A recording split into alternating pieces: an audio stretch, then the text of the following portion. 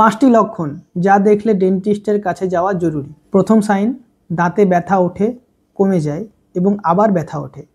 এটি দাঁতের ক্যাভিটি বা ইনফেকশনের ইঙ্গিত। যদি এটি আপনি অবহেলা করেন তাহলে এটি রুট ক্যানাল পর্যন্ত যেতে পারে। দ্বিতীয় সাইন, ব্রাশ করলে রক্ত পড়ে।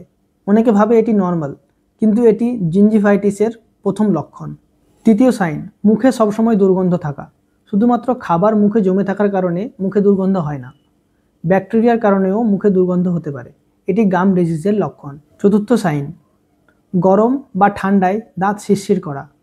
এটি ক্যাভিটি, এনামেল ক্ষয় বা জিঞ্জাইভাল রিসিশনের ইঙ্গিত। অনেকে ভাবে এটি ঠিক হয়ে যাবে, কিন্তু সময়ের সাথে সাথে এটি ঠিক হয় না, বরঞ্চ আরও খারাপ কন্ডিশনে যায়। পঞ্চম সাইন, দাঁত নড়তে শুরু হওয়া বা দাঁতের মাঝখানে গ্যাপ সৃষ্টি হওয়া। এটি অ্যাডভান্স গাম ডিজিজের লক্ষণ। এটি অবহেলা করলে আপনার দাঁত পড়ে পর্যন্ত যেতে পারে। মনে রাখবেন, দাঁতের সমস্যা ছোট থেকে বড় হয়, তাই সমস্যা শুরুতেই সমাধান করুন। এতে আপনার সময় এবং অর্থ দুটোই বাঁচবে।